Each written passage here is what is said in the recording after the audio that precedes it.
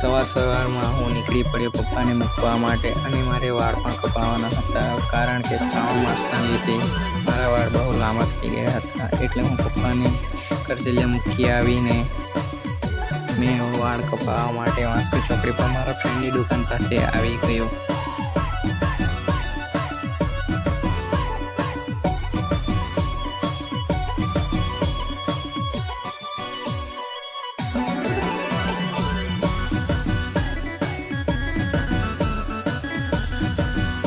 અને દુકાન પર આવીને વાળ કપાવવા માટે બેસ્યો. પછી વાળ કપાવ્યા પછી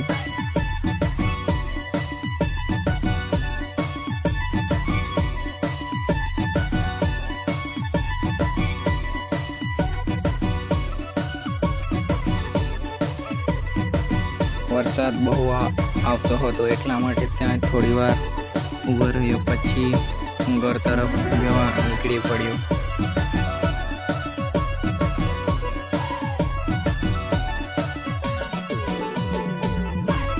કારણ વરસાદ બહુ આવતો હતો. વરસાદ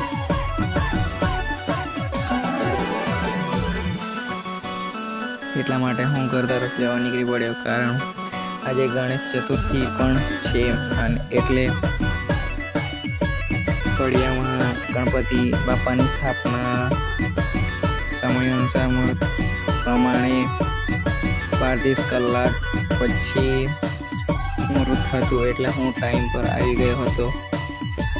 એ પહેલાં આ હેર કટ કરાવીને હું નીકળી આવ્યો હતો ઘર તરફ. અને મારા ગામમાં આવતા વરસાદ બહુ આવવા લાગ્યો, એટલા માટે હું રસ્તામાં જ ઊભો રહી ગયો. અને વરસાદ બંધ થયા પછી હું પાછો ઘર તરફ આવવા નીકળી પડ્યો. અને આવતા મારા ફળિયામાં જવાય એ રસ્તે શોર્ટકટ હું નીકળી આવ્યો. અને એકવાર વરસાદ આવી ચૂક્યો હતો.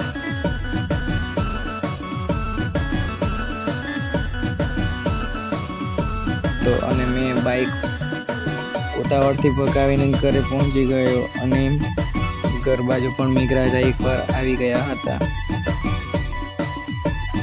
અને ત્યાર પછી ઘરે આવીને પણ હજુ વાર હતી, એટલા માટે હું મારા ફ્રેન્ડના ઘરે ગયો. અને રસ્તામાં જ મારા 2 ફ્રેન્ડ મળી ગયા.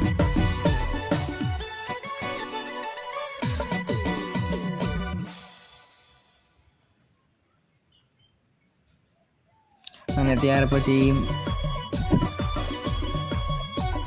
ગણપતિનું બેનર લગાવ્યું. ત્યાર પછી હું ફૂલહાર લેવા માટે બાજુના ફળિયામાં ફ્રેન્ડના ઘરે ગયો. અને ત્યાંથી ફૂલહાર લઈને પાછો આવી ગયો. ત્યાર પછી હાથ પગ ધોઈને હું ગણપતિ સ્થાપનામાં ગયો. ગણપતિના મંડપમાં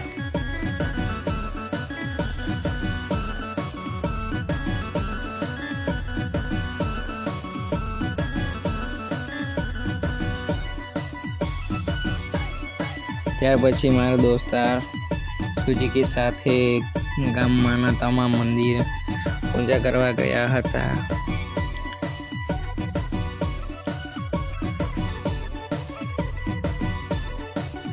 એક બાજુ ગણપતિની સ્થાપના પણ ચાલુ હતી અને અમે બીજી બાજુ મંદિરે પૂજા કરવા ગયા હતા. પહેલા ભવાની માતાના મંદિરે, બીજા હનુમાનજીના મંદિરે, ત્રીજા મરી માતાના મંદિરે અને છેલ્લે કાકાબળિયાના મંદિરે ગયા હતા. ત્યાર પછી અમે ગણપતિ સ્થાપનામાં ભાગ લીધો હતો.